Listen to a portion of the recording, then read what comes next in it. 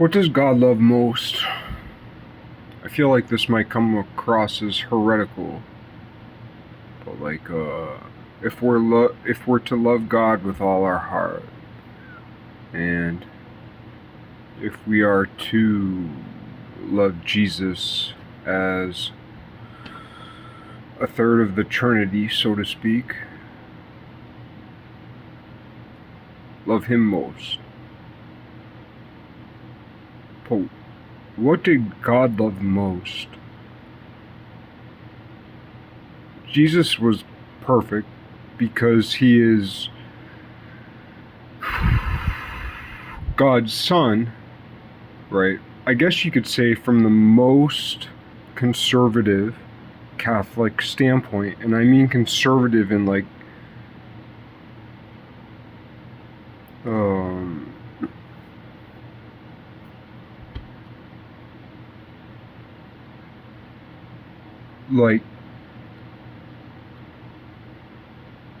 if there were a most precious thing in the world, then the world would protect that thing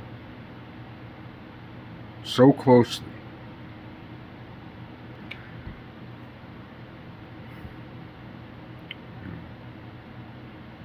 So that's what we love, Christ.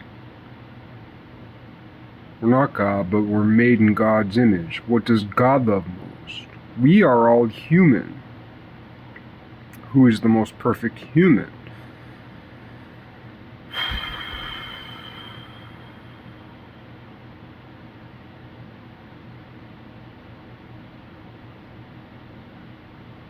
It is said that, Christ is the perfect human and the perfect God.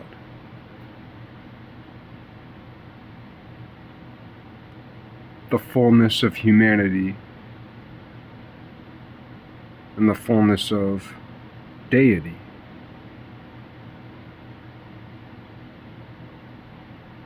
Deity may or may not be a misnomer, but I'm using it colloquially, not exactly.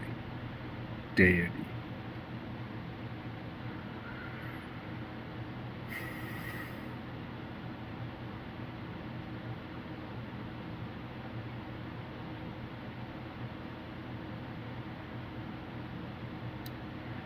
God doesn't, well, this is just an important point. It's kind of like a theological, let's call this the theological Schrodinger's cat. God doesn't need to be absolutely perfect to be the most perfect.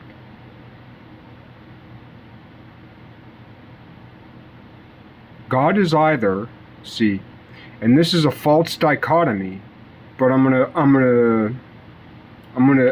gonna sketch out a pretty interesting false dichotomy, if I can remember as I go along. God is either perfect, whatever that means. It's kind of like infinite, whatever that means. We have an idea for infinite. We have an idea for perfect. But because we are neither infinite nor perfect, our ideas fall short of theoretical true infinity and perfection. What does that mean? It means, so far as we are concerned, practically speaking, reaching as far as we can reach intellectually and physically and philosophically. Reaching as far as we can reach infinity at a practical level means that which is larger than we can comprehend, that which is larger than we can count, that which is larger than we can compute, infinity. And perfection, what's that even mean, right? Infinity is just like big, big, big, big, big, big, big, big, big. While perfection is this exact number, this exact real number with infinite digits that don't happen. There's a truncation. There's a threshold. There's a threshold of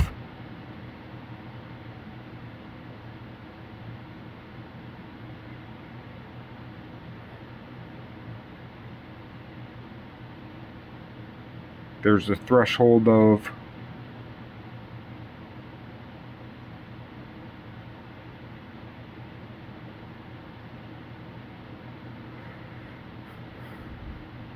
there's a threshold of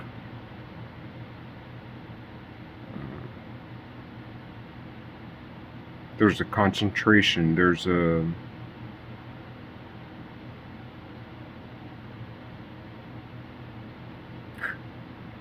it's a really common word these days. There's a threshold of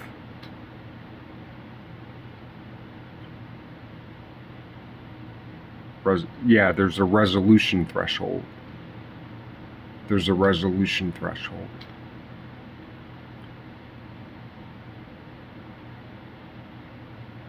But we have this like these shells of reasoning. The infinite God, the perfect God, or the bigger than we can comprehend God, and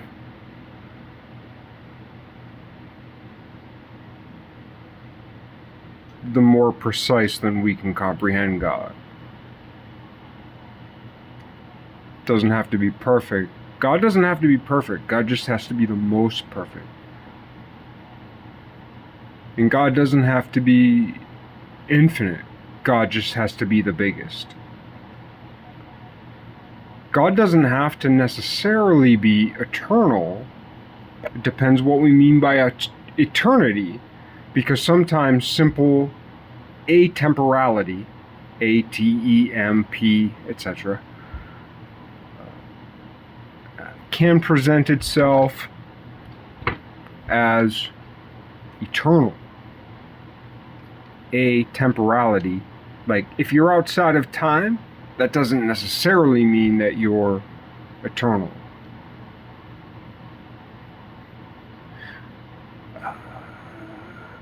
This is a footnote. The reason why I say that is we all share a common time, a common frequency. Just, the speed limit, the roads we drive every day, the way we merge from one road to another, if there's a stop sign or a yield sign, all that shit, all the way down, all the way through us. The blood in our body, the marrow in our bones, living together till we're dead.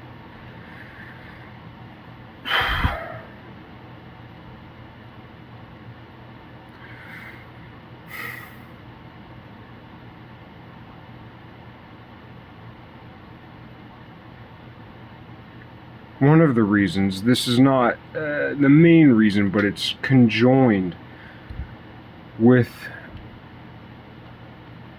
what I think is an even more important reason, which I'll get to at another time and which I have gotten to before, but like one of the reasons why bad shit happens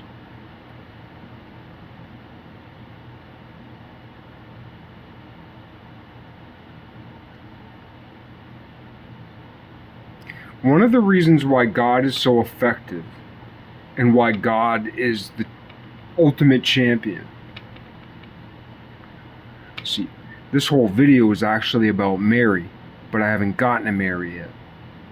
Why is Mary the champion? Oh.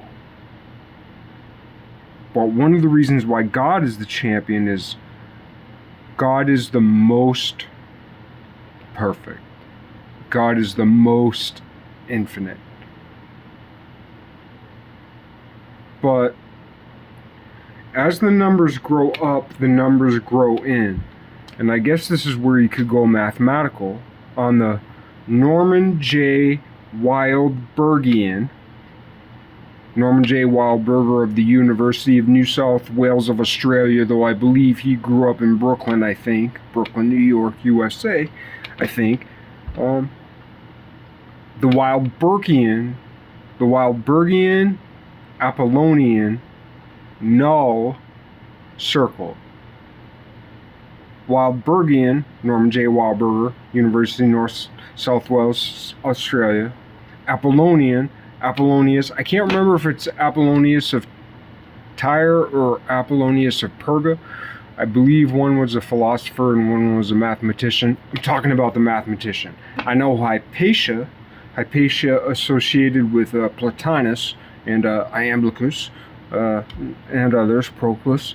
I know Hypatia wrote a lost treatise. I think it might have even I think it might be assumed that the treatise that Hypatia wrote on Apollonius was lost in the fire of the Library of Alexandria. Not positive about that. There's actually a big controversy about the Library of Alexandria as to whether or not much was lost there, because I believe, I can't remember how long before that, but there was this like looting.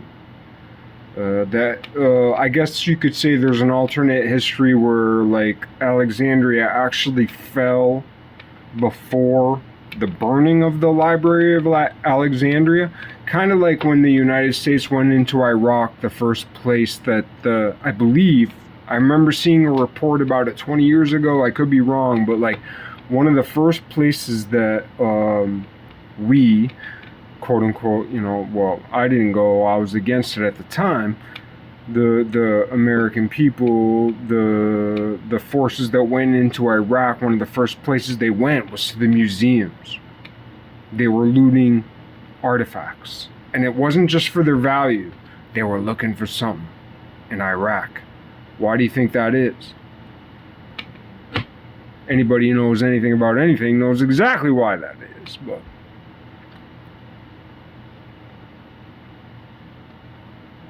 it's complicated. But then on the other side, in the Quran, see, like, it might seem like an equivalency, what I just said about whether God is actually perfect or just the most perfect, and whether God is infinite or just bigger than everything else by far. Which has to do with exponentiation. And that's the thing, you need infinite exponentiation to get to infinity, which is what makes calculus work. But there isn't infinite exponentiation. Just as in calculus, there's an assumed infinite exponentiation, but it's always truncated at a significant digit. Because in the real world, significant digits matter. Why do significant digits matter in the real world, and why are significant digits in calculations of the calculus, as they call it, why are significant digits so important? Because significant digits matter. Infinite digits do not matter. Just the most precise, most accurate digits matter. Why is that true? Why is that effective, operative? Why is that taught, drilled down? Why has that concept exploded intellectually over the body politic, over the body of Christ, of this world? Why? Because that's how the cosmos operates. Why? Because God is not infinite in the absolute infinite sense. Infinite in the infinite sense of just like, big. It doesn't exist. That's chaos. God bound the chaos. Number, name. The English word number and the English word name come from the same root word, or they share an etymology. They have a crisscross. They have a connection point. Name, number, right? Logos, the word.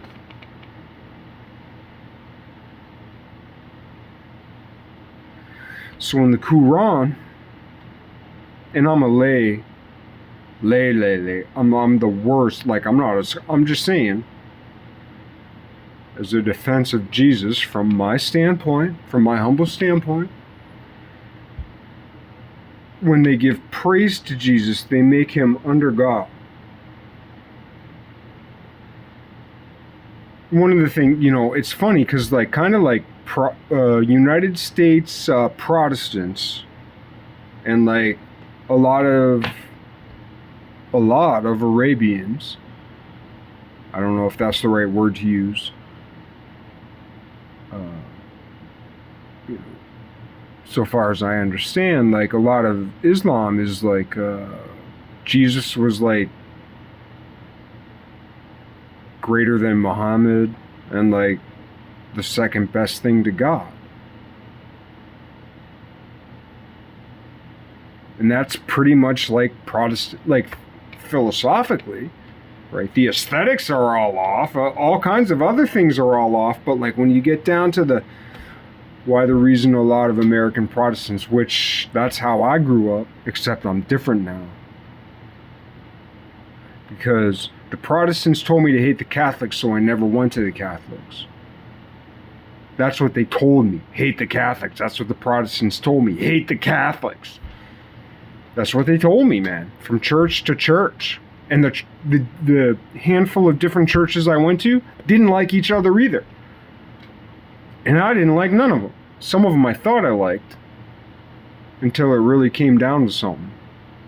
Until I asked the priest or pastor, till I asked him a question. Then it was all like, nice to see you. Anyway, which is fine. I don't blame them. They're doing their job, just like me. I ignore people on my job too. Because sometimes I just gotta paint shit. Because I'm a house painter.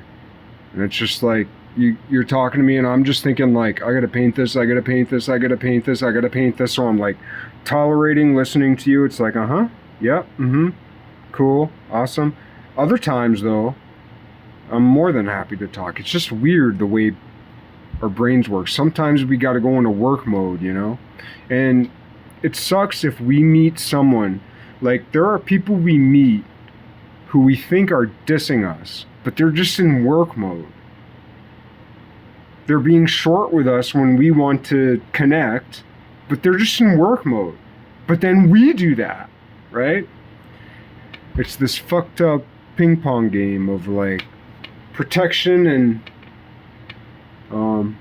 embrace, or repulsion and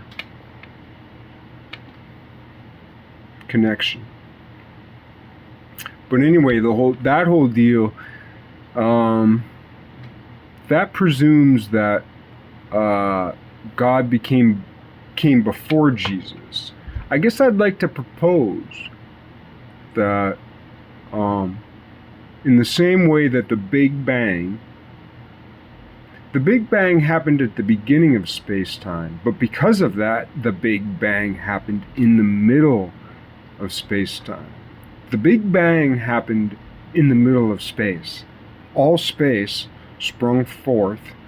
We can presume 360 degrees, but it doesn't even matter if it's interesting that an infinite sphere, or a sphere that reaches toward infinity, can be conceived of in such a way that it's like a cone, or even like maybe a hemisphere. Like a hemisphere, that's so interesting. A hemisphere is a certain kind of cone.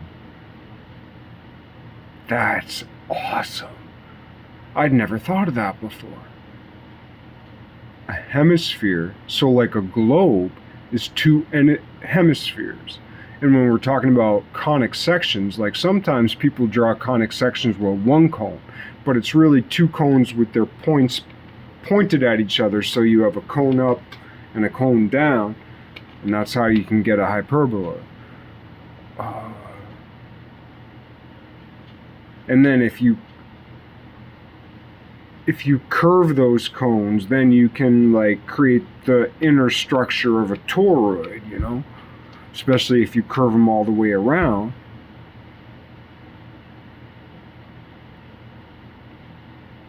But anyway, I guess you could say, if you're into the Trinity, the whole idea is that every single person like has this confrontation with evil and love. And sometimes, if you're 47 years old like me, I don't care if you look older than me, younger than me. I don't care if you speak more clearly, if you're more beautiful, if you're more ugly, if you got scabs all over yourself. It don't matter. If you're 47 years old, you know exactly what I'm talking about. You're put in a place where you have to choose beauty and love, and it's a tough place. And when you're in a tough place and you're presented with the choices of beauty and love over and over again, you choose one or the other. But no matter how good you are and no matter how bad you are, if you're 47 years old, like me,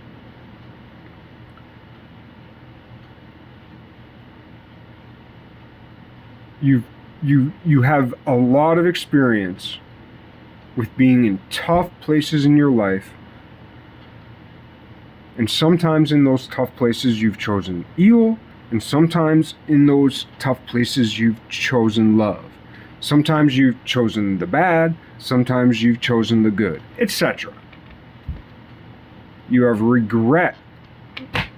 If you're anything like me, like there are little itty bitty things you did that actually don't really mean anything, that just like still to this day after 35 years are just like ripping your heart out.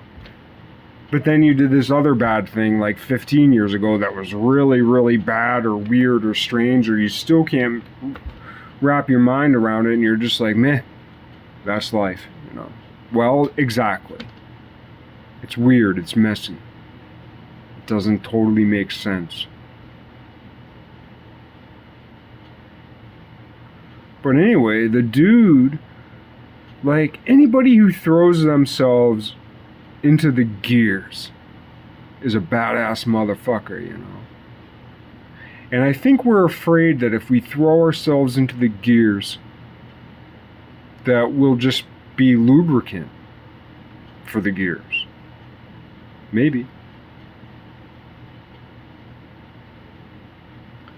But we have to have a certain respect for someone who called it.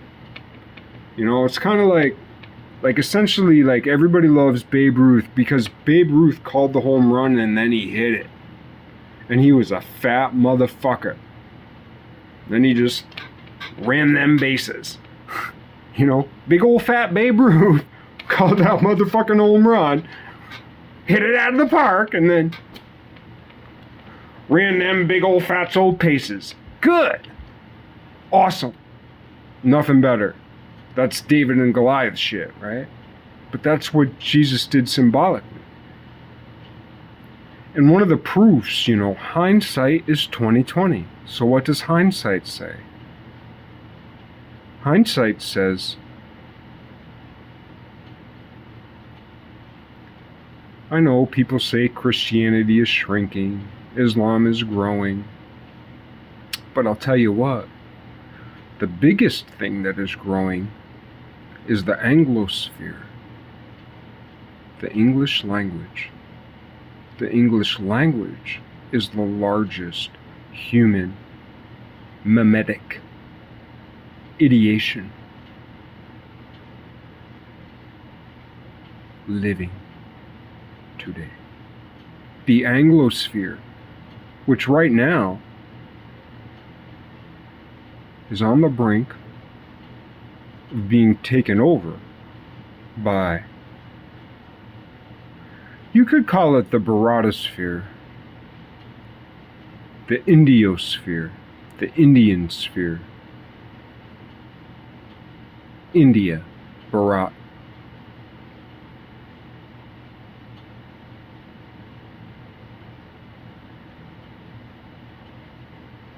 Because, yeah, soon The Anglosphere is the biggest thing. Who's the king of the Anglosphere? It still matters. It matters more than the Vatican Bank and the City of London Bank and etc. The Anglosphere itself.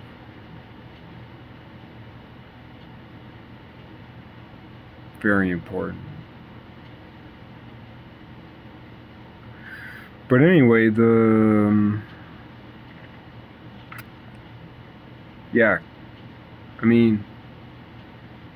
Christ hit it out of the park.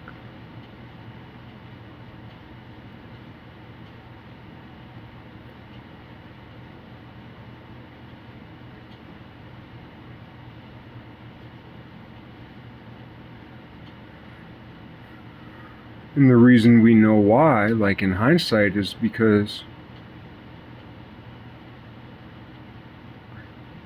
I guess you could say the proponents of Christianity, the people who are into the history, the archaeology, the philology, etc. They're very invested in the historicity. I'm not sure if that's a word, but I hope you know what I mean.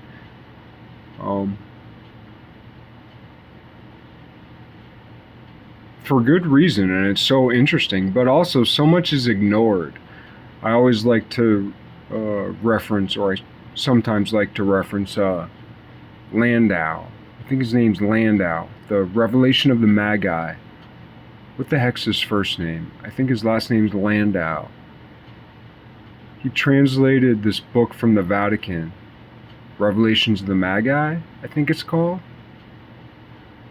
He's got videos on YouTube. He wrote a book. It's on Amazon. It's on Audible. You can buy the hardcover. It's so important. And it's just crickets. Nobody's paying attention.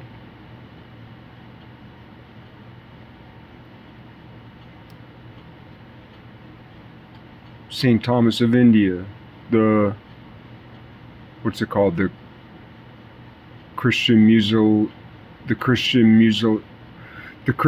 Musicological Society of India. They have a website, but they have a really fucking just encyclopedic YouTube channel of some of the most important things in Christendom.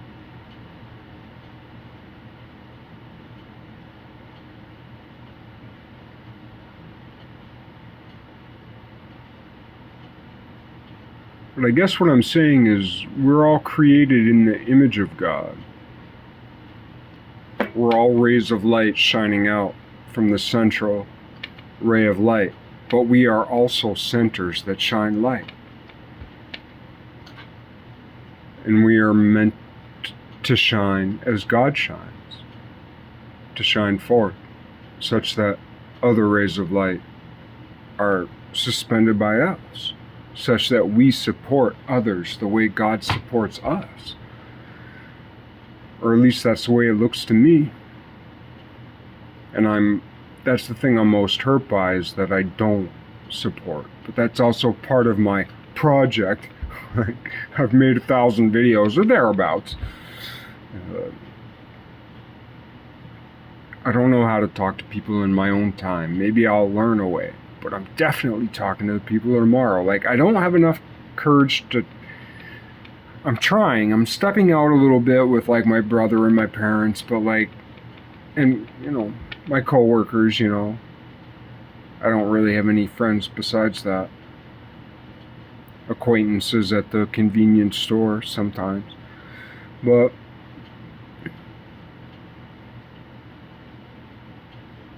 I definitely have something to say if you're alive 1,000 years from now. Definitely. I have that much courage, which is insane. I'm stupid, but it might stick, Just crazy enough to work, as they say these days. It's just crazy enough to work. I hope that joke holds up over time.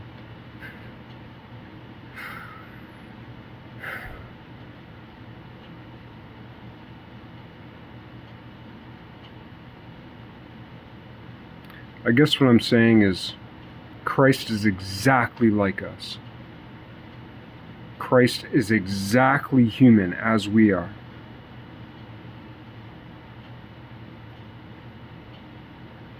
He hurt the most, he loved the most, and he wanted his mom the most. As a man, I would say a man most loves his mom. If he's been lucky enough to have a mom, a man most loves his mom. Period. If I didn't have my mom, I would have one purpose: make mom. The love for Mary is not a revolution against God.